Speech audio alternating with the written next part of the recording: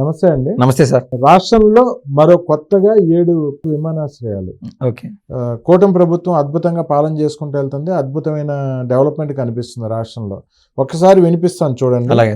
రాష్ట్రంలో కొత్తగా మరో 7 విమానాశ్రయాలు రానున్నాయి. పెరుగుతున్న అవసరాలకు అనుగుణంగా ఈ ఎయిర్పోర్ట్ల నిర్మాణానికి ప్రభుత్వం ప్రణాళికలు రూపొందించింది. విమానాశ్రయాల నిర్మాణంపై సమీక్ష నిర్వహించిన ముఖ్యమంత్రి వీలైనంత త్వరగా అందుబాటులోకి తెస్తే రాష్ట్ర అభివృద్ధికి ఉపయోగకరంగా ఉంటుందన్నారు. రాష్ట్రంలో ప్రస్తుతం 7 విమానాశ్రయాలు ఉన్నాయి. విశాఖ, తిరుపతి, కడప, రాజమండ్రి, గన్నవరం విమానాశ్రయాలను ఎయిర్పోర్ట్ అథారిటీ ఆఫ్ ఇండియా నిర్వహిస్తోంది. కర్నూలు ఎయిర్పోర్ట్ రాష్ట్ర ప్రభుత్వం ఆధ్వర్యంలో ఉండగా, అయితే పెరుగుతున్న అవసరాలకు అనుగుణంగా మరో 7 ఎయిర్పోర్ట్లను నిర్మించాలని రాష్ట్ర ప్రభుత్వం నిర్ణయించింది. కుప్పం, దగదర్తి, శ్రీకాకుళం, తాడేపల్లిగూడెం, నాగార్జున సాగర్, తుని, అన్నవరం, ఒంగోలులో నూతన ఎయిర్పోర్ట్లను నిర్మించేలా ప్రణాళిక సిద్ధం చేసింది. ఈ మేరకు ఎయిర్పోర్ట్ల విస్తరణ, నిర్మాణం, కొత్త విమానాశ్రయాల కట్టడంపై ముఖ్యమంత్రి చంద్రబాబు సమీక్ష నిర్వహించారు. పౌర విమానయాన శాఖ మంత్రి రామ్మోహన్ నాయుడుతో ఎయిర్పోర్ట్ అథారిటీ ఆఫ్ ఇండియా ఉన్నతాధికారులు సమీక్షకు హాజరయ్యారు. గన్నవరం విమానాశ్రయ విస్తరణ పనులపై అధికారులు ప్రజెంటేషన్ ఇచ్చారు. కూచిపూడి నృత్యం, అమరావతి స్తూపాల థీమ్ తో టెర్మినల్ కొత్త డిజైన్లు సిద్ధం చేశారు. జూన్ నాటికి పనులు పూర్తి చేయాలని సీఎం ఆదేశాలు ఇచ్చారు. భోగాపురం విమానాశ్రయ పనుల పురోగతిని అధికారులు వివరించారు. భవిష్యత్తులో ఎయిర్పోర్టుల్లో ప్రైవేట్ ఫ్లైట్స్ పార్కింగ్ అవసరాలు పెరుగుతాయని, ఆయా అవసరాలను దృష్టిలో ఉంచుకుని నిర్మాణాలు చేపట్టాలని సీఎం సూచనలు చేశారు. ఇప్పుడు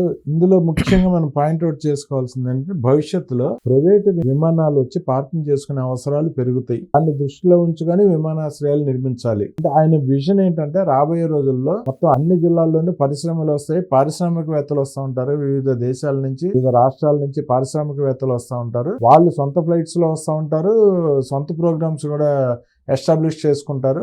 వాటి అవసరాలకి తీరే విధంగా ఎయిర్పోర్ట్స్ తయారు చేయమన్నారు.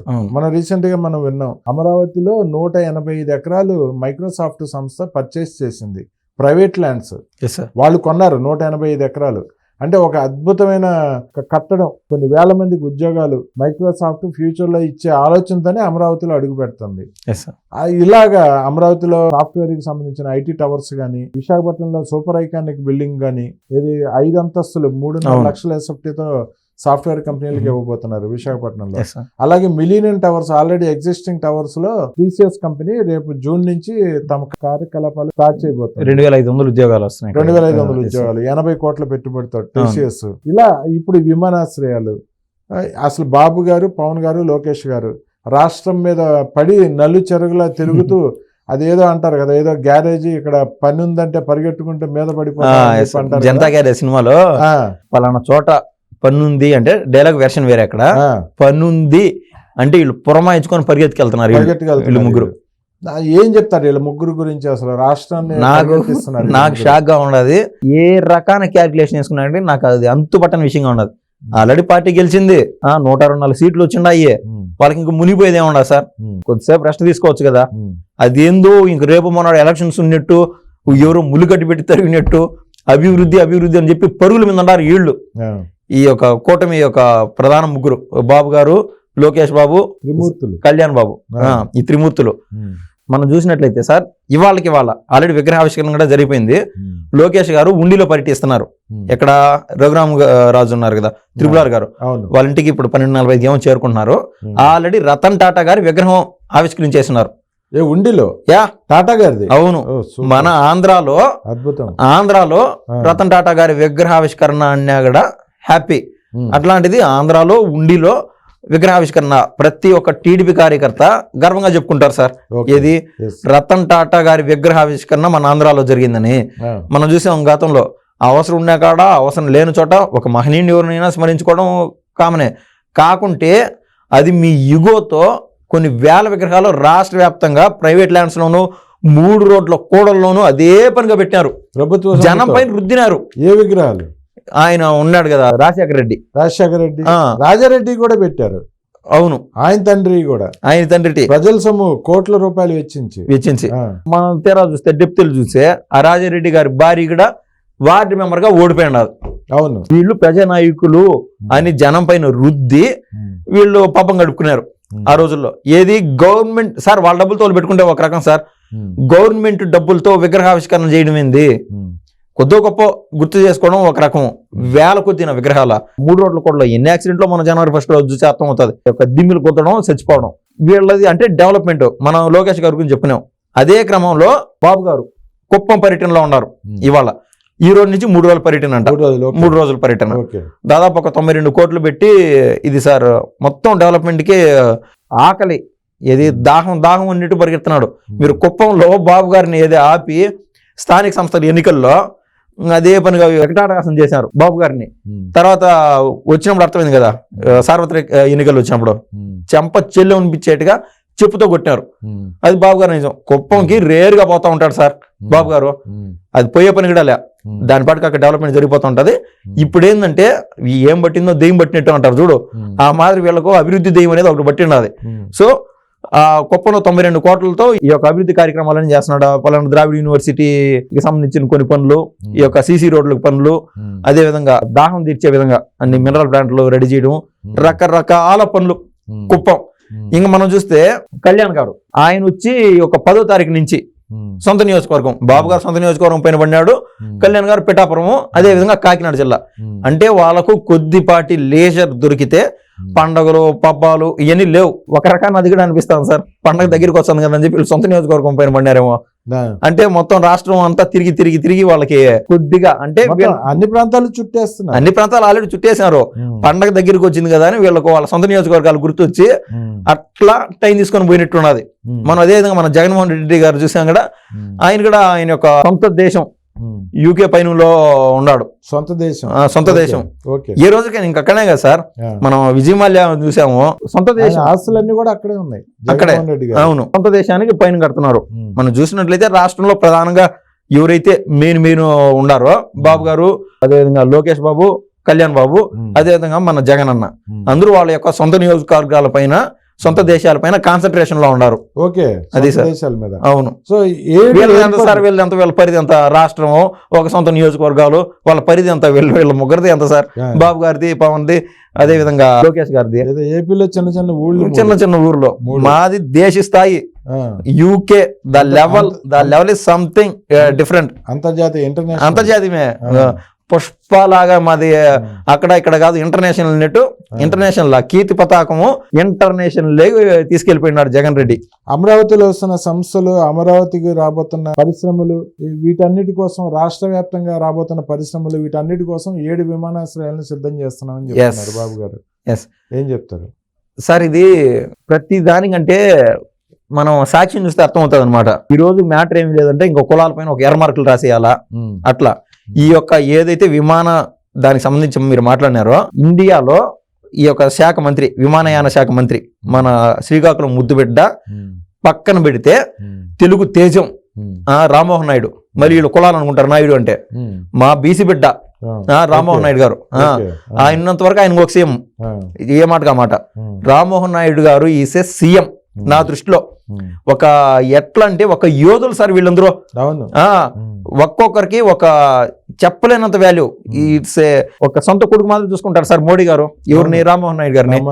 పొరపాటున బాబు గారు కన్నా రామ్మోహన్ నాయుడు గారి పేరు కాకుండా వేరే వాళ్ళ పేరు ప్రతిపాదించాం కూడా. ఒక సినిమాలో ఉంటుంది ట్రైన్ లో, నాకు ఆ కోలోనే కావాలన్నట్టు. మోడీ గారు ఈ దండం బాబు గారు, అవసరమైతే ఎక్స్ట్రా ఒక మంత్రివర్గం తీసుకోండి శాఖ అని చెప్పి ఖచ్చితంగా ఇంబెట్ చేసుకుంటారు రామ్మోహన్ నాయుడు గారు. ఎందుకంటే ఈ రోజు మీరు ఏ రకాన్ని ఎంత డెప్త్ చూసినా ఆయన అంత చిన్న అవినీతి మరక ఉండదు ఆ కుటుంబం పైన. ఏం పేకలేరు సార్, కనిపినప్పుడు ఏం చేస్తారు చెప్పండి, అవినీతి మరక. సో ఈయన కూడా ఎవరి గురించి అయితే మనం ముగ్గురు గురించి చెప్పుకునేమో లోకల్ ఫిగర్స్ అన్నమాట వీళ్ళు, ఇంటర్నేషనల్ స్థాయి కాదు వెళ్ళి. అదే విధంగా ఈ యొక్క రామ్మోహన్ నాయుడు గారు కూడా ఈ యొక్క అభివృద్ధి అనే ఆకలి, ఆ యొక్క దాహంతో ఈ యొక్క 7 విమానాశ్రయాలు తీసుకొస్తున్నాడు. ఉన్న పళ్ళంగా నాకు ఆకలి అంటే నాకు ఇప్పుడే అన్నం కావాలంటే కాదు, గంట ముందు నుంచి నేను ప్రిపేర్ చేసుకుంటా పోవాలా. సో రానున్న సమీప భవిష్యత్తులో కాదు, సమీప భవిష్యత్తులోనే మన ఆంధ్ర రాష్ట్రము ఫుల్ డెవలప్మెంట్లోకి పోతుంది. ఆ యొక్క వెలుగులు దేశం చూడబోతుంది. సో బయట పారిశ్రామికవేత్తలు మన ఆంధ్ర రాష్ట్రానికి వచ్చినప్పుడు వాళ్ళకు ఉన్న పలంగా సార్ ఇక్కడ నుంచి తెలంగాణలో హైదరాబాద్ పోవాలా, లేదా లక్నోకి వెళ్ళాలా, అక్కడక్కడ కొన్ని పెట్టుబడులు పెట్టుకుంటూ ఉంటారు కదా, వాళ్ళ పనులు వాళ్ళకు ఉంటాయి. సో వాళ్ళు రోడ్డు మార్గంలో ఒక 2-3 గంటలు ప్రయాణం చేసి అదంతా టైం వేస్ట్ పను. సో ఎక్కడికక్కడ 7 కొత్తగా విమానాశ్రయాలు తీసుకురావడంలో రామ్మోహన్ నాయుడు చొరవ చూపించడం, అది మన ఆంధ్రులందరికీ ఒక గర్వకారణం సార్. Really satisfied. ఎక్కడైతే విమానాశ్రయాలు వస్తాయో చుట్టూరు ఆటోమేటిక్ గా ల్యాండ్స్ యొక్క వాల్యూ పెరిగిపోతుంది. వాల్యూ పెరిగితే ప్రజల అవసరాలు కూడా త్వరగా తీరుతాయి. అవును, ఒక ప్రాంతం నుంచి ఒక ప్రాంతం వెళ్ళటం చాలా తేలిక అయిపోతుంది స్టేట్ లోనే, మన ఇంటర్ స్టేట్. అవును. సో ఈ రకంగా ఉద్యోగ అవకాశాలు కూడా పెరుగుతాయి, ప్రజల అవసరాలు కూడా చక్కగా తీరుతాయి. 100%. ఈ రకంగా ఈ ముగ్గురు ఇలా చెప్పాం అనుకున్నాం కదా, జనతా గ్యారేజ్ లాగా పరిగెడితే డెవలప్మెంట్ చేస్తుంటే, మరో పక్కన జగన్మోహన్ రెడ్డి ఏమో మీరు చెప్తున్నారు దేశం వెళ్ళిపోయి పారిపోయే ప్లాన్ లో ఉన్నారని. మీరు తప్పుగా అనుకున్నారు కానీ వీళ్ళు ఎంత సరిగా ఉన్నా అనుకోండి, ఏ మాట కామాట నిజాయితీగా మాట్లాడుతున్నా. ఒక మాట నేను లోతులోకి వెళ్ళి నేను మ్యాటర్ కనుక్కున్నా సార్. ఒక విషయం, జగన్మోహన్ రెడ్డి గారికి ఆ జన్మాంతం సాక్షి అంటే పిచ్చ ప్రేమ. ఓకే, అది ఆ యొక్క సంస్థ అధినేత పైన ఉండే ప్రేమ దీనిపైన చూపిస్తున్నాడు, లేకుంటే ఈయన మోసం గారి ప్రేమ చూపిస్తున్నాడు. కానీ ఆ ప్రేమను ఎలా చూపించుకోవాలో ఎలా చాటుకోవాలో ఆయనకు అర్థం కాక ఈ సాక్షి అనే దాన్ని ఇంటర్నేషనల్ లెవెల్కి తీసుకోవాలనేది ఒక టార్గెట్ లో పెట్టుకున్నాడు. ఈ పుష్పాలు ఎన్ని రీల్స్ అనమాట, రియల్ బొమ్మ మన ఆంధ్రులు గర్వపడే రేంజ్ లో ఇంటర్నేషనల్ గా తీసుకెళ్తున్నాడు. ఎందుకంటే ఈయన సామాసం అట్టాటి ఉన్నాయి సార్. ఒక ప్రశాంత్ కిషోర్ గారు కావచ్చు, వీళ్ళు ఏంటంటే సోషల్ మీడియా సైకోల్ని పెంపొందించడంలో ఆ భాగంలో ఉంటా ఉన్నాడు. చూసి ఏమైందంటే ఈ ప్రశాంత్ కిషోర్ గారిని కూడా తరిమేశాడు. మా చేతగానంటే కాదు ఇవన్నీ, మేము 50 చూసాం 100 చూసాంలే అని ఆ యొక్క మెలుగులన్నీ కనుక్కొని ఏం చేశా అంటే ఇంటర్నేషనల్ గా ఒక సాక్షి అని ఒక యాప్ తేపోతున్నాడు. Okay, app sir. Sir Babu గారిది అంత సార్. ఎంత మీరు చూస్తా ఉంటే అక్కడికి టీసీఎస్ 82 కోట్లు పెట్టుబడులు అంట, 79,000 కోట్లు రామాయపట్నం దగ్గర బీపీసీఎల్, ఇవన్నీ చూసి ఎట్లయితే అట్లా ఇంద్రరావు స్వామి ఎట్ట తిరిగి మన ప్రజానాయకుడి లాగా గెలవలేము. సో ఈయన టార్గెట్ అంతా ఇంటర్నేషనల్లీ టెస్లా కంపెనీ వాడితోను ఇట్లాంటి వాళ్ళతో వాళ్ళని బీట్ చేసేస్తే ఫస్ట్ ఆఫ్ ఆల్ ఆటోమేటిక్గా జగన్మోహన్ రెడ్డి అనే పేరు చిరస్మరణీయంగా ఇంటర్నేషనల్ గా ఉంటుంది అని ఫిక్స్ అయిపోయి ఆ సాక్షి యాప్ ద్వారా ఏం చేస్తున్నాడంటే ప్రశాంత్ కిషోర్ ఇక్కడ ఏ విధంగా అయితే మెళుకులు ఇస్తా ఉన్నాడో అన్ని దేశాలకి ఆ సాక్షి యాప్ ద్వారా రాజకీయ నాయకులకి మెళుకులు ఇచ్చే విధంగా ఆ యాప్ ని ఒక బేస్ అయిన యాప్ ని తయారు చేయబోతున్నారు. సో దాని అధినేత ఇంటర్నేషనల్లీ ఇక్కడ రాష్ట్ర నాయకుడు దేశ నాయకుడు అంటారు కదా, సో ఇంటర్నేషనల్ గా దాని చీఫ్ జగన్మోహన్ రెడ్డి గారు ఉండబోతున్నారు. ఆ సాక్షిని లోకేష్ గారు టీస్ చేస్తూ ఉంటారు, చాలా సరదాగా ఉంటది వినటానికి చూడటానికి కూడా. ఒక్కసారి అది కూడా వినిపిస్తే 1 నిమిషంలో క్లోజ్ చేసి కంక్లూజన్ ఇవ్వండి నాకు. సరే సార్.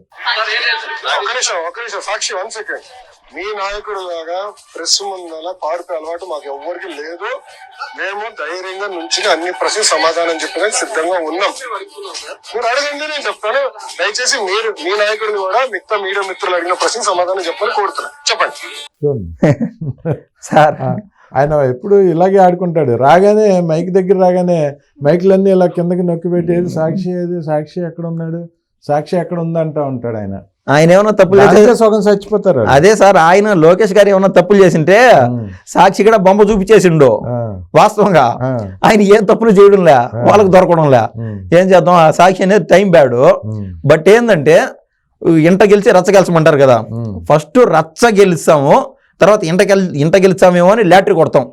మా ప్రయత్నం అంతా యూకే ఒక మెయిన్ గా సార్, యూకేలో ఒక పెద్ద కార్యాలయం పెట్టుకొని ఇంటర్నేషనల్ గా సాక్షి అనేది మీ చంద్రబాబు నాయుడు, మీ లోకేష్, మీ పవన్ గారు రోజు వాళ్ళ చివరి సాక్షి వినిపించేట్టుగా మేము చేస్తాం. మా ప్రయత్నం అది. ఏదో ఇలా లోకేష్ గారు సాక్షి గురించి మాట్లాడినప్పుడల్లా జగన్మోహన్ రెడ్డి గారు టీ తాగుతున్న కప్పు ఇసురు కొడతారు, టీవీ పగిలిపోతా ఉంటది అక్కడ. అందుకు మేము కూడా చేస్తున్నాం కదా, వారం రోజులు 10 రోజులు గ్యాప్ తీసుకొని recorded video, okay, press meet, దానికి ఒక పేరు దానికి మళ్ళీ ఒక వాచ్ చేతికి, దాంట్లో టైం చూస్తే 4 గంటలు లైవ్ అని వస్తూ ఉంటది, కానీ వాచ్ లో 11:30 టైం కొడతా ఉంటది. అంటే అది మొత్తం వీడియో అయిపోవాలా, దాన్ని ఎడిట్లు కొట్టుకోవాలా, క్లియర్ కట్ గా మళ్ళీ వస్తుంది అనమాట 4 గంటలకి. ఓకే అండి, థ్యాంక్ యూ అండి, ధన్యవాదాలండి.